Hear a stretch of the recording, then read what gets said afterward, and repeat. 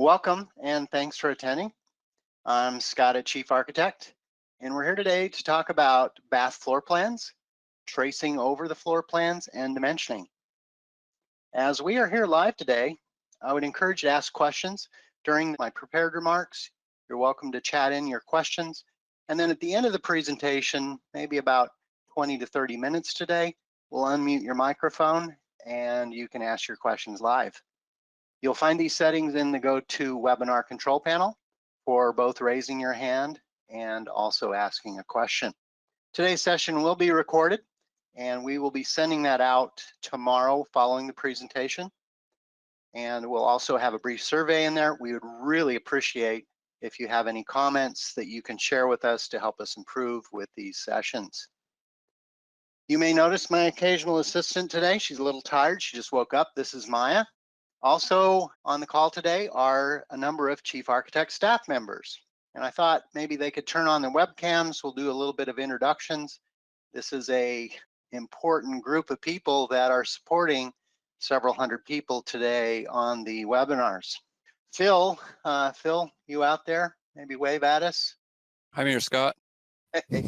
So Phil manages a lot of our questions here. He works in our sales group. And really appreciative to have him available today.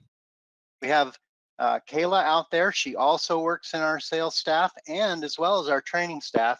And she is great at knowing about Chief Architect and helping with questions. Next, I have Carrie. And Carrie, you out there, Carrie?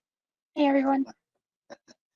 And so Carrie is the curator of our questions, also works in our content development department, and very thankful to have her available today. And next we have Adrian, and Adrian is probably one of the most knowledgeable people about Chief Architect.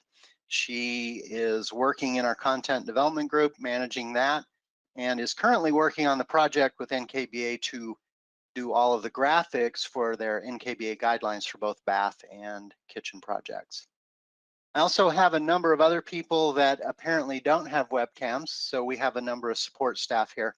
Our engineers also like to tune in and kind of learn what's going on with the questions and answers. So we kind of use this session to learn more about you. Let's go ahead, and in my presentation today, I'm going to import an image or PDF of an existing floor plan. Then I'll trace over it using the wall tool, add a few new walls, and then dimension the new plan using the National Kitchen and Bath Association's suggested guideline for dimensioning. You can complete these same steps using the Chief Challenge plan. You can download this plan from our user forum, Chief Talk. I would encourage you to follow these steps to help in your learning, and then you can post your results using the hashtag Chief Challenge on social media. Let's get started. To simulate this scenario, I've created both an image and a PDF. You can see a copy of both of them here. For the purpose of this webinar, I'm going to use the image, and what I'm going to do, this is sitting on one of my folders for the client's project. I'm just going to click and drag that right into the design. The first step that I need to do is scale the image so I can then trace over it with the walls and place the openings. To do this, while the image is selected, I'm going to move down into my lower edit menu, and there's a tool that you can use called point-to-point resize. I'm going to click on this tool, and I'm going to begin the process by coming into the left point of the wall, click, slide over, and you'll notice my cursor changed to point B. I'm going to click, and then the program will ask me what the dimension is between these 2 points. According to the floor plan, it says that it's 18 feet. What's important in this dialog is that the check mark to retain the aspect ratio is selected, and then it will rescale that image using that point-to-point resize. At this point, I'll use the wall tool and trace over this image. You can select either the exterior wall or the interior wall depending on what your scope of the project is. I'm going to use the exterior wall tool, and I'm going to come in and trace over the top of these walls approximately where this is. So I'm just going to come in here, use the trace using the exterior wall tool, and then I've created the exterior walls. I'm going to use the interior wall tool, and I'm just going to come in here. Again, I'm not going to necessarily trace all of the walls, but maybe just a few of the important walls that I know will need to be retained inside of the project. Once I have those walls traced, Let's go ahead and select the image. I'm actually just going to slide it over so we can still refer back to it for the particular dimensions. Now for the purpose of this video, notice that my Save Plan view is on the floor plan view. And what I'm going to do is I'm going to actually use the automatic exterior dimension tool and place the dimensions. At this point, let's go in and do a little bit of cleanup. You notice that the top wall is 18 feet, and then you see the other dimensions. Let's just go ahead and just work our way around. And what's important here is you figure out if you're going to go clockwise or counterclockwise as you do the dimensioning. First thing is, let's take this far side wall, and I'm going to set this to be 18 feet. Then I notice that this next dimension in here is 6'5". Go ahead and click on this wall, come in here, put in exactly 6'5". We're very close using this trace approach in creating these dimensions, and maybe it saves you a little bit of time. This wall in here, we'll go ahead and set that to be 7'3", and then finally this wall down here, let's go ahead and set that to be 10'4.5". And then just a couple more. This wall, we'll set that to be 3'9". And then the final wall, the overall length, is exactly 34 feet. And again, using this image and tracing over it, whether it's an image or a PDF, might just save you a little bit of time in creating your floor plan dimensions. As you go in and do your as-built dimensions, you're going to be going surface to surface. The dimensions that I just placed are going to the exterior surface and may not be too relevant in helping you get your final dimensions. Using the trace approach gets you in a very close position. To create the interior dimensions, I'm going to use the dimension tool specifically for interior dimensions. So underneath the dimension tool, there is an option here for interior dimensions. With the interior dimension tool, I can place those surface to surface for each of the rooms as I go through and get my as-built measurements. Let's go ahead and drag through these. Notice that I'm using the Save Plan View floor plan, and just to verify that these dimensions are in fact going surface to surface, let's take a look at my defaults. I'm going to edit my active view. You'll see that my dimensions are using a default called floor plan dimensions, and if we click the edit button over here, what's important underneath locate objects is that I'm using the wall surface as opposed to the wall dimension layer, and that's what allows my dimensions to go to the surface level. Now the final thing before I save this plan, let's just verify the ceiling height. Once I get that measured, we'll go underneath our defaults, and for the entire floor, we can set that dimension underneath the floor level, specifically for floor 1. You can come underneath the structure panel, and there is a measurement here for the finished ceiling, and then you can type in the value that you get from your measurement. Once I have the as-built plan completed and dimensioned, I will save the plan twice. First as the as-built plan, and then second as the remodel plan. I will then work on the remodel plan and make the modifications necessary for the project. I follow this process in case I want to overlay the as-built plan over the remodel plan to show the changes that have occurred between the two different plans, both in 2D and in 3D. Let's assume that I've saved this plan as the as-built and the remodel, and I now have the remodel plan open, and I've removed the as-built drawing that I had down here in the corner. I want to go through the process of dimensioning this floor plan that's typical to the National Kitchen and Bath Association's dimensioning guidelines. First thing I'm going to do as we get ready to do this is I'm going to change my Save Plan view from the floor plan view specifically to the kitchen and bath view. What this is going to do for us is it's going to change our dimension defaults. Instead of measuring the walls in feet and inches, it's going to be more conducive to a half-inch scale in inches and really optimized for a kitchen floor plan or a bath floor plan. Once I have that Save Plan view switched over to the kitchen and bath view, I can click in any one of these rooms and generate dimensions using the tool called the NKBA Auto Dimension. And this is going to place the dimensions typical to the kitchen and bath standards that are offered as a guideline. The automatic floor plan dimensions works really well for a single room. In this scenario, we have 3 rooms: the bath, the shower, and the water closet. If I select the 2 additional rooms and use the Auto NKBA Dimension tool, you're going to notice that the dimensions get very difficult to read. Let me press undo a couple of times here. I'm going to show you how you can use this tool in an automatic fashion to generate the majority of the dimensions in a pretty clean manner. When I'm finished with that, I'm going to actually show you how to manually create these dimensions and avoid using the automatic tool. Step number one, I'm going to select the wall that divides the room between the bath and the shower, and then the wall that divides the bath and the water closet. I'm going to press Control X to cut those. If you're on a Mac, it's Command X. That will remove those two walls. I can later paste those back in after I've placed the dimensions. I now have a singular room. When I click in it, you can see the highlight for the entire room.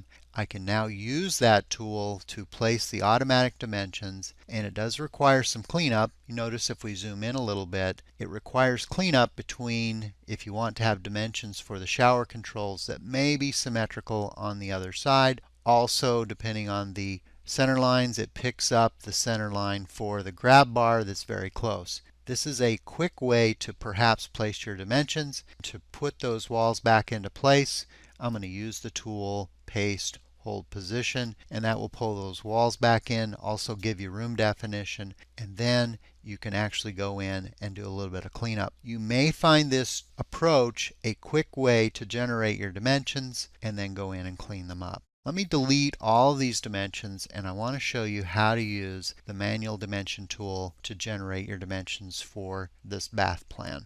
Here's a tip when you want to delete your dimensions. In this case, I could press undo and remove those dimensions. The other thing you can do to delete all of the dimensions, I'm going to select the dimension tool. I'm going to come over to the far right of the floor plan. I'm going to hold my shift key down, and then I'm going to click and drag a marquee since I'm in dimension mode, and then I can press delete. I've now removed all of the dimensions, and I want to go through the process to manually dimension this floor plan. If we jump over to the website here and you want to take a look at different dimensions, we scroll down on this page, you can see that for the NKBA study guide, if we come down and we take a look at maybe one of the large bathrooms, let's take a look at this plan, this PDF of this floor plan. So this design was created by Robin Rigby Fisher, and if we kind of come down to the floor plan view, you can see all of the dimensions that have been created for this particular plan using the NKBA guidelines. As we take a look at the example here, the top line of the dimension is measuring the wall space. The next line of dimensioning is measuring the center lines to appliances or fixtures,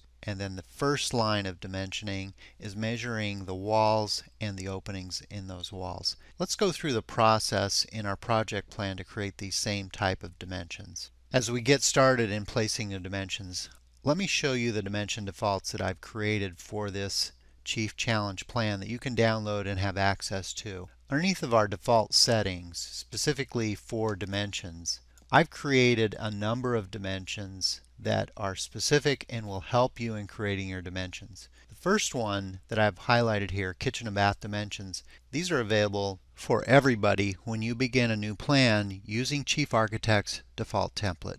What I've created that is just a customization of these are the appliance and fixture center lines, CAD, countertop, elevations, openings, and wall dimensions. And I can use all of these to be purpose-built when I run my dimensions. For example, if we take a look at the dimensions for openings by editing them, the key to this dimension is really underneath the locate objects. It's going to surfaces, as most of my kitchen and bath dimensions are, but the main thing that it's going to be selecting are the openings and specifically to the casing. Let's take a look at the center line and fixture dimensions. Again, what's unique about this is not only is it going to surfaces, but really the only thing that's engaged down here are the centers for the fixtures and appliances. And when I use these tools, it makes dimensioning a very easy process. Let's begin by going from the outermost dimensions for the walls, then I'm going to go to the innermost dimensions for the openings, and then we'll do the centerline dimensions, which will show up in the middle. To begin with, let's just verify that your saved plan view and my saved plan view are on the kitchen and bath view. Next, let's go up under the Edit Active View and let's confirm that the dimension default is using the kitchen and bath dimensions. At this point, I'm going to use a specific tool for interior dimensions, and I'm just going to slide through the rooms and create the dimensions using this tool. So again, I'm just using this to slide right through the different rooms, top, bottom, and to slides. At this point, let's just go ahead and pull these up. Once I pull these up, I'll come back later and position them based on having the center lines and the openings defined. So I'll just slide these off to the side and maybe up just a little bit. Now for the wall and opening dimension string. Underneath the Edit Active view, and I'm going to change my current dimension default to the one that is specifically to dimension the openings as well as the walls. Now that I have that engaged and I use this dimension tool, let's just come in here and drag our dimension down the wall, and you can see how clean and precise it is, only picking up those elements for openings as well as the walls. So I'm just going to drag this on each side of the wall that we have. Again, I may move these dimensions around to get the spacing exact. This one's a little more challenging because it has an extra interior wall in here. What I'm going to do, I was a little bit sloppy when I did that. Let's click on the dimension. You'll see the extra diamond. I'll pull it off on that outside wall. And in this case, you'll notice that the dimension string also picked up that outside wall, and you may need it, may not need it on this inside wall right there. For the most part, I have that dimension for the opening, the innermost dimension, completed. The last thing that I'm going to do is now do the dimensioning for the fixtures. Back up to Edit the Active View, and I'm going to change my dimension default from the openings specifically to the center lines for appliances and fixtures. When dimensioning your center lines, we have a specific center line tool. Be sure to use this tool to create your center line dimensions. As I use this tool and I come over and slide down the side wall, you'll notice the center lines appear. Let's go ahead and zoom in and take a look at the dimension string. If you notice, the 3/8 for the glass wall is repeated. What I'm going to do is take the first dimension string. Let's go ahead and double click and open it up. You're going to find an option to suppress the wall width. That way it won't be duplicated. On the centerline dimension, I'm going to go ahead and pull that out. Notice that the far outside dimension already has it suppressed when we ran those wall dimensions. That looks pretty good for this dimension string. Let's go ahead and come up to the uppermost wall, again using the centerline dimension. Let's go ahead and slide through and create the centerline. Maybe pull it a little bit further. Notice that it picks up the two different wall thicknesses. We'll go ahead and pull the diamond off the exterior wall. Sometimes what I like to do with these center lines, click on the centerline extension. Notice it has a red highlight. You can then pull that down and position it directly to the fixture center. Let's slide around a little bit. We don't really have a centerline dimension on the uppermost wall. We'll go ahead and pull that in. And then for the centerline on the side wall, again, make sure you're using the centerline tool. Come, click, pull this centerline down, and then again zoom in, take a look at the dimensions. Notice that we actually have an extra dimension where the wall type changes. We'll just click on that diamond, pull it off. Same thing in this area. Click on the diamond, pull it off. To avoid duplicating the 4.5-inch dimension, I'm going to take the innermost dimension, make the same setting where we suppress the wall width, and make that change. The final thing I'll leave you with in the webinar is how to create your own dimension defaults. Underneath the Edit Active view, our current dimension default is set up to be the appliance centers. The program ships with a default kitchen and bath dimension. If you want to customize this and create your own purpose-built dimension, inside of the Edit Active view, you're going to see a green plus sign that says New Dimension Default. The program will create the new default, and then you can give it a name. For the purpose of this video,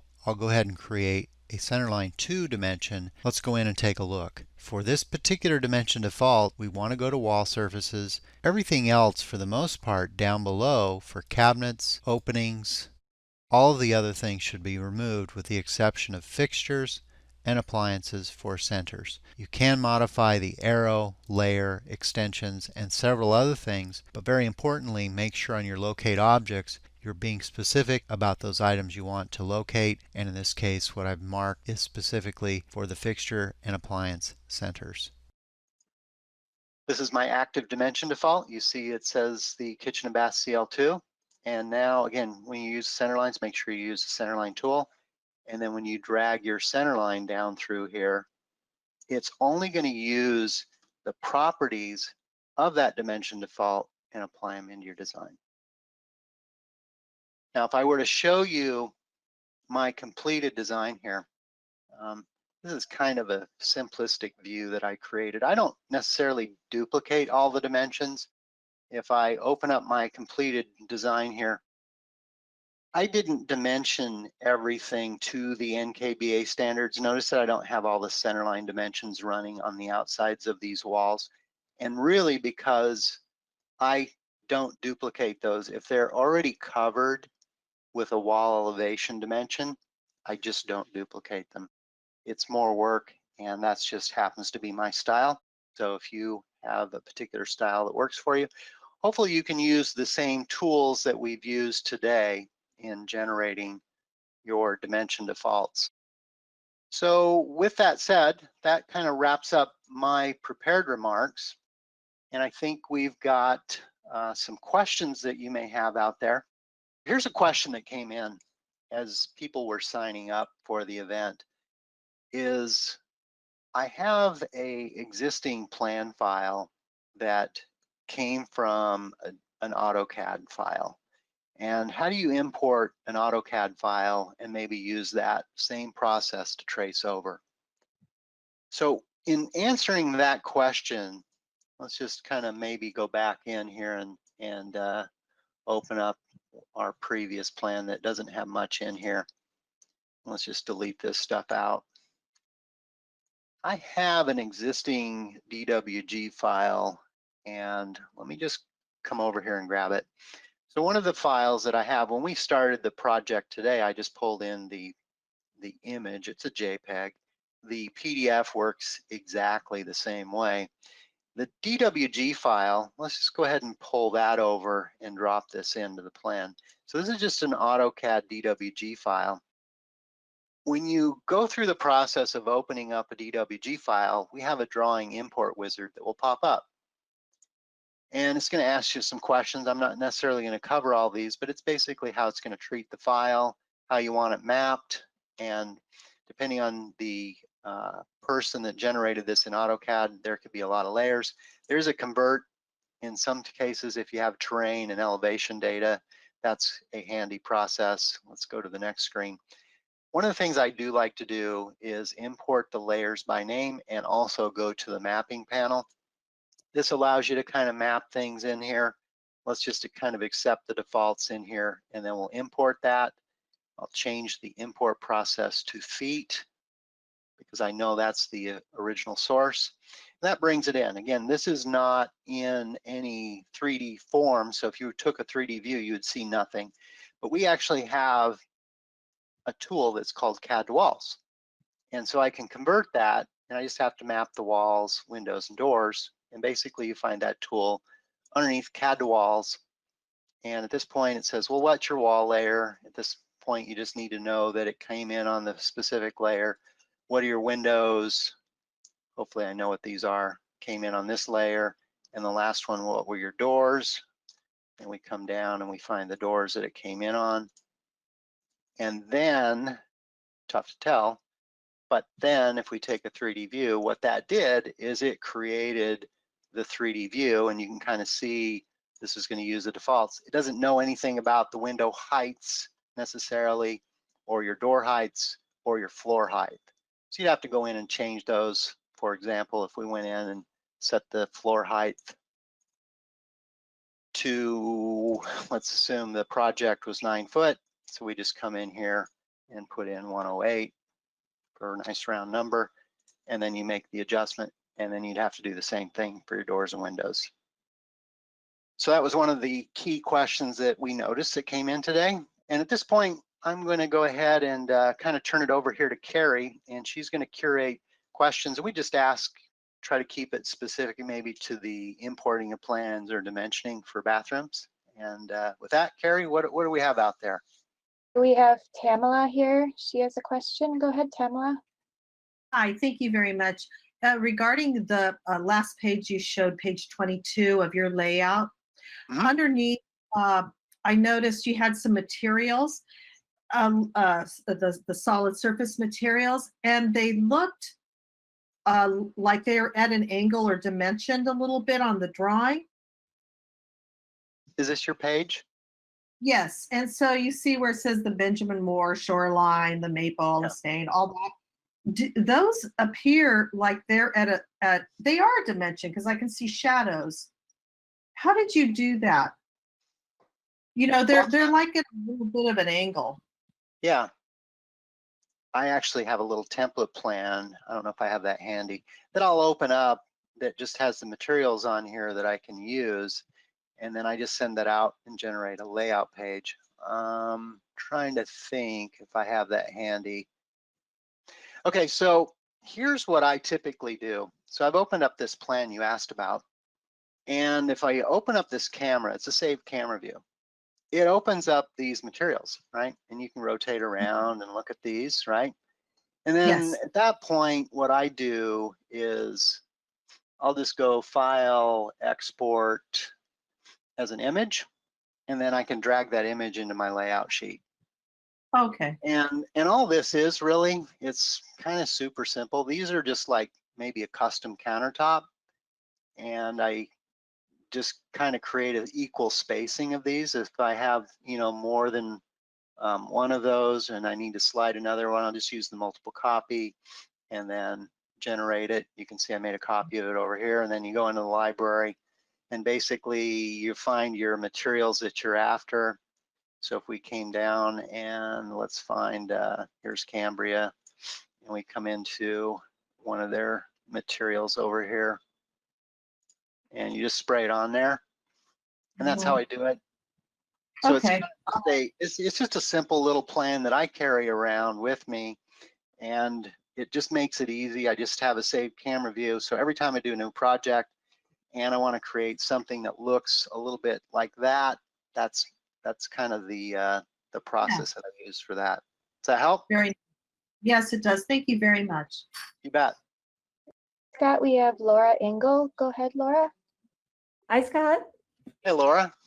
So I have a couple questions. The import that you just did, can you show how you would import plans that somebody already has? So I don't know what kind of a file. You said if you could take a picture from your phone. Sure. So if you've got like a blueprint, right, and you literally just take that picture and import it, I don't know what kind of a file that is to, I'm not able to do that. Okay.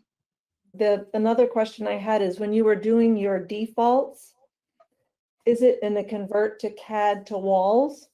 Is it better to do the walls in the quote normal layer or in the walls layer? Are you talking about when I imported the DWG file and then I traced over them and did a CAD to walls, or did the CAD to walls conversion?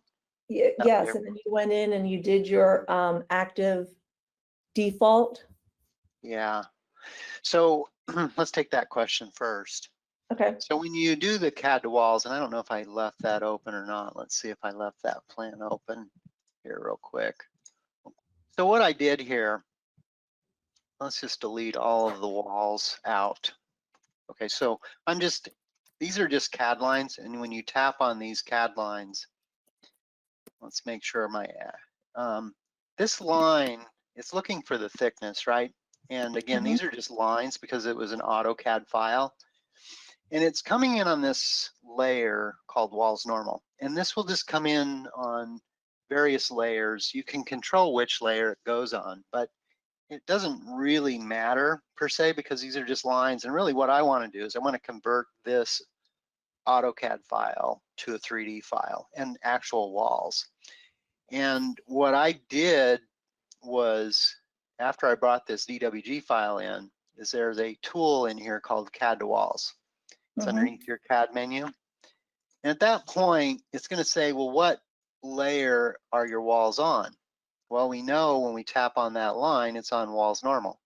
So the trick to that is you want to come down and select walls normal. You want it to match. So you want these two values here to match because that's what layer it's coming in on. And depending on the person that created the file, it can come on several different layers perhaps. And then the same thing for the windows. We know that if we tap, well, I can't tap on that because I have the dialog open, but I do know that the windows came in, same thing on Windows 1. and then the doors came in, that's the letter D, came in on that layer. And when you do that, and you come back over here, it then converts that wall to walls normal, and it generates the 3D and the model for you. Okay, but if you don't know exactly, is it just then a matter of making sure that they're all consistent? Yeah, if you don't know, I had a DWG file for my terrain from a surveyor, probably 1,000 layers in there because they had the whole city municipality in there, water, sewer, whatever it is. And, you know, I eventually had to just call them to figure out, because there's only like 3 or 4 layers that were really important to me. So you may just need to figure out what those are if it's an overly complex DWG file. Okay, Maybe I'll just pause there. Al Fry's probably got a lot of experience in importing DWG files. Al, is anything you might want to add to importing and then doing CAD to walls? The only thing that's really important to understand that you're mapping the lines coming in from the DWG to the chief walls at doors and windows. So the only thing you really have to worry about is that everything is consistent on a specific layer. I've seen wall lines come in where the outside wall line is on a different layer than the inside one. They'll have to be the same on the same layer in order for this to really work well. The other thing that you need to consider is in that dialogue that Scott had up, you have the option of choosing what type of wall you're actually going to be converting to when you get it into chief. And that's the bottom. So you can choose the siding wall or interior walls depending on the wall thickness itself. okay, Okay, but the mapping up on top is simply to assign specific layers coming in from the AutoCAD drawing so that chief knows what to do with those types of lines. Make any sense? yep. So will you show me how to do your importing the blueprint? Oh yeah, yeah. So when you, let's say you go out on the job site and client has a roll of prints, right? What you can do is you can snap a photo of that with your cell phone. And that's kind of what I'm trying to simulate for this demo here. If I just open up this image and you've created a picture of it, well, this happens to be a JPEG file type, but we read in, gosh, there's a whole bunch of different ones. And if you look at our import menu here and we just go file, import, and you look at the, the file types, there's a bunch of different file types we support. So JPEG, and there's various TIFF, BMP, and GIF files. So as long as you get the photo, chances are you can easily import it in there. And then I think the key to that is then scaling it before you trace over it. It asks if you want to convert lines with shared endpoints into polylines or boxes. Now that may be with a DWG file, right? And so what I'm using here, Laura, is just a JPEG file. Okay. When you import a DWG file, let's try to do it in 3D. It's an actually, it came in as an HEIC file. Yeah. The DWG file at this point asks you some of those questions about some endpoints and that sort of thing. But as long as it's one of these image files, and let's just open that menu up so we see it, import. This is just an abbreviated list. But if you look at the drop down here of types of files, as long as you have one of these types of files, the program should import it just fine. Okay, thank you. Yeah, you bet. Hey, Scott, we have Dennis Higgs. Hi, Dennis, go ahead and ask your question. As far as the bath goes, to your little screen captures, you did that main with all your dimensions. Are you talking about this image where here? you did the call outs with the A, B, C, D, E, F, G. How did you actually put those in your program? Sure, the process that I did here is, one, I created the rendering. save that rendering, right? Mhm. This is a layout sheet. You can see my title block. And so I basically place the rendering of the bathroom in the layout. Mhm. And then inside of the layout, I just used a text callout tool. Yep, that's how I did that. And then same process down here, and then using the exact manufacturer product name. And then hopefully this helps match up where that product is being used in the design. Yeah, that answers my question. Thanks for calling in, Dennis. Hey, Scott, we have Quinlan Folkstad here. Hi, Quinlan. Go ahead and unmute yourself and ask your question. Hi, Scott. Dennis actually asked my first question was how did you get those callouts on your rendering?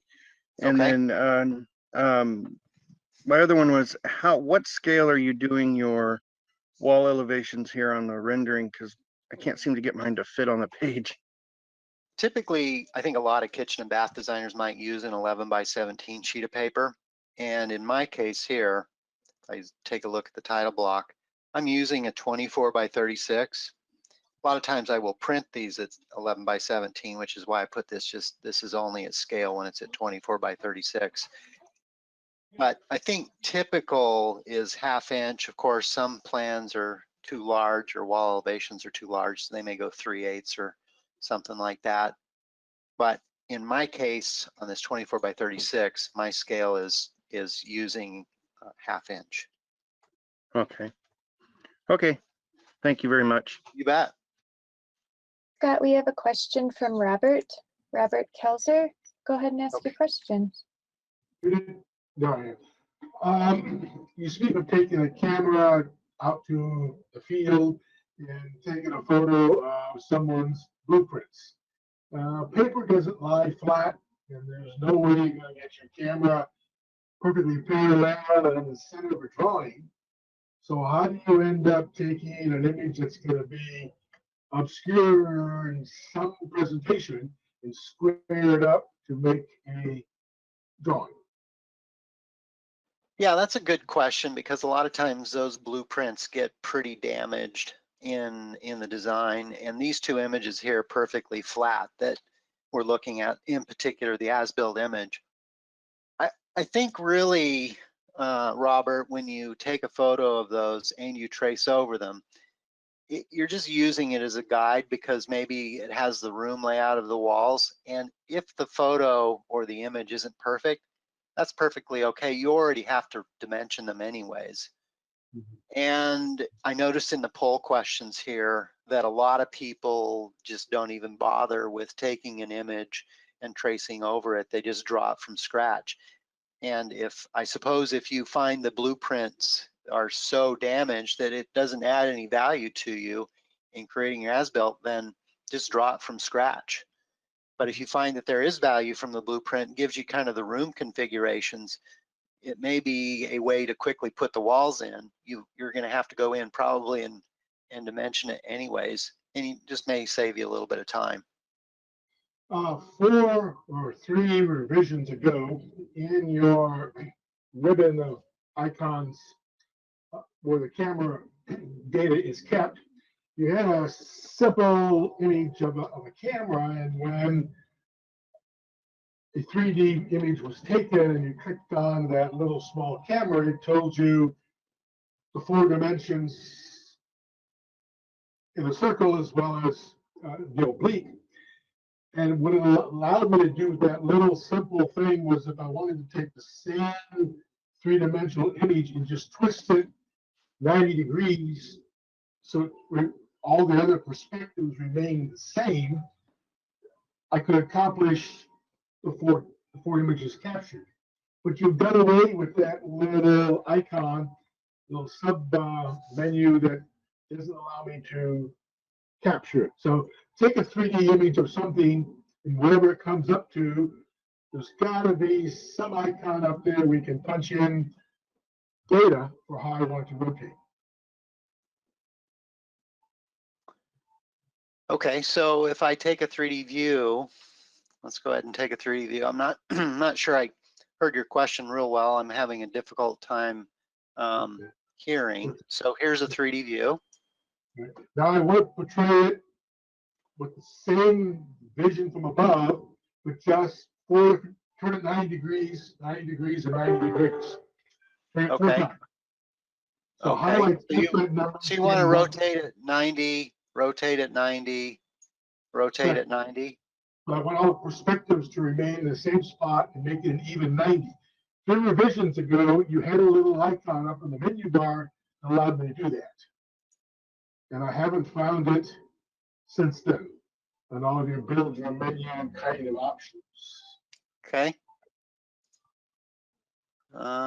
Let's see if I can just use an isometric camera if that matters, and then I'll probably have to punt this to somebody that knows more than I do. Let me Well, see if you I were around 3 revisions ago. can. So I'm going to use an isometric camera here. Okay, good. And let's see if this is what you're after. So I'm using an isometric camera. And if we come down to our isometric views, we can do, you know, different options here. Top view right. Again, we have to go back into the 3D menu, come down into top view back left. So these will give you those different views. Is that what you're after? That comes real close. My next real problem is if I send that image to the layout, and then I turn it 90 degrees and capture that next 90-degree twist and send it to my layout, when I go to print, all 4 images are the same singular image. It doesn't leave each one in place. Yeah.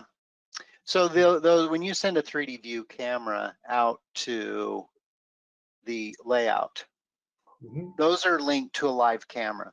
And anytime you change the camera, they're a live link, it will update it. So if you want 4 different images sent out to the camera, you can save 4 different cameras, right? And if we went back into our floor plan over here, one of the things you could do, that camera is right over here, right? I can make a copy of that camera. And then if you make a copy of it, you can save it as left, right, front, and back. And then you have 4 different cameras and they show up in your project browser. So if I go about saving my camera. So if I open that up and we call it, you know, camera left, right? And then we make a copy of it. And then we open this up and we call it camera right. Right? And then over in your project browser, if we come down to those saved cameras, let's come over here. Here's camera right and here's camera left. And then you can be very specific. So you can have west, east, south, whatever they are. And then each one of those cameras are controlled. So that's one way you could do it. And you can make a copy and hold position of that camera so it puts it in the same coordinates, and then just switch the view of it for each one of them and just manage it through your project browser. Jeff Brothers, go ahead and unmute yourself. Hi, Scott. Thank you for doing this for us. You bet. I have a question for you on the fixture schedule. The 3D image, can you modify that? Let's go into this plan here and let's open up our schedules. Let me just come down. I think I have a fixture schedule in here. And looks like I may have 2 of them. Okay, here we go. Okay, so in this case, I have a fixture schedule, right? That's generated for the design. And you want to change the actual fixture that shows up in here. Yeah, the size of the 3D elevation so that it conforms to the rest of the description so that you can actually read it.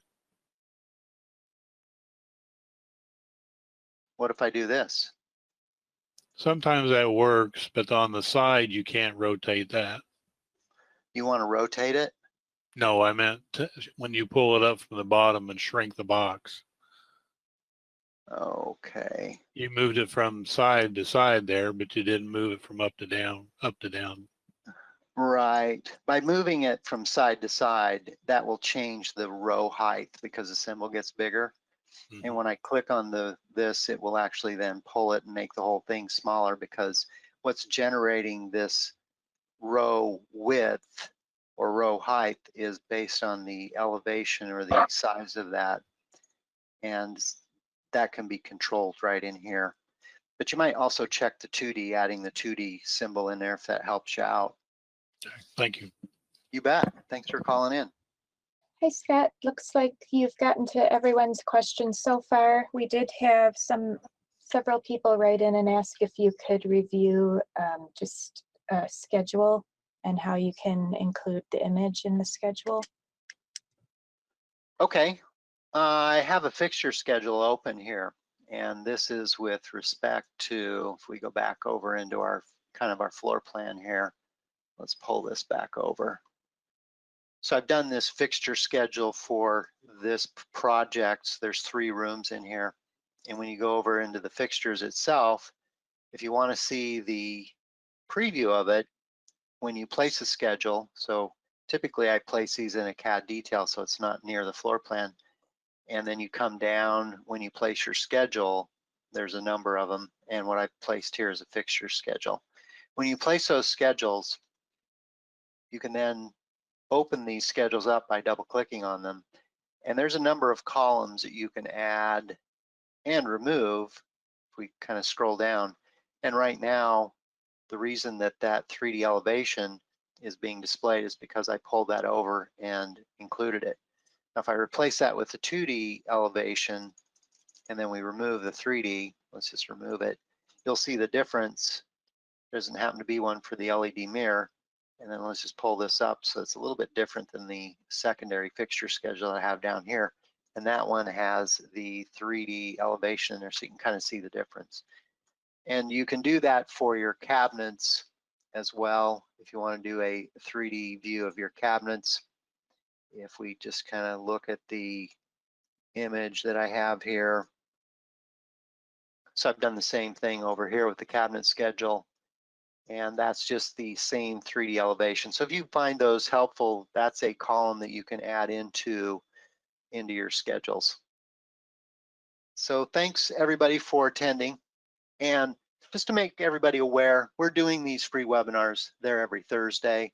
We're focusing on the bathroom projects. If we go over to the website here, let me just open that up real quick.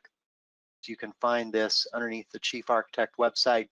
If you come down to live webinars in here, the next webinar that we have scheduled will be the boot camp. That's tomorrow, 10 a.m. And then the following week, we're going to be talking about cabinet vanities, really kind of custom vanities and cabinets, how they work. That's next Thursday at noon. And then the following Thursday is all about showers. We'll be doing everything specifically about showers, tiles, wall types, benches, niches. And then we'll wrap up the month talking about closets and creating high-end closets, room layout, cabinets, partitions, shelving. And those are Thursdays at noon. Those are our free webinars. We also have virtual training seminars. These are broken up into 4-hour sessions over the course of 4 days. Our next session starts 1st of September. And then on-demand classes. You can watch any of our classes on demand. They're not instructor-led, they're just video-based. It's a great way to learn really at your own convenience. I talked a little bit earlier about one-on-one training. This is with one of our qualified trainers that will then do screen sharing.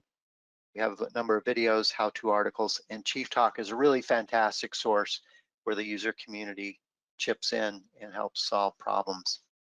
So again, next week, same time, same place, we're going to be talking about bathroom vanities. And if you want to sign up, I would encourage you to just do it right now while you're thinking about it. Keep an eye out for the recording email. It will also include survey information. We would really appreciate your feedback. And I think that's about it. Appreciate everybody coming today and have a great day.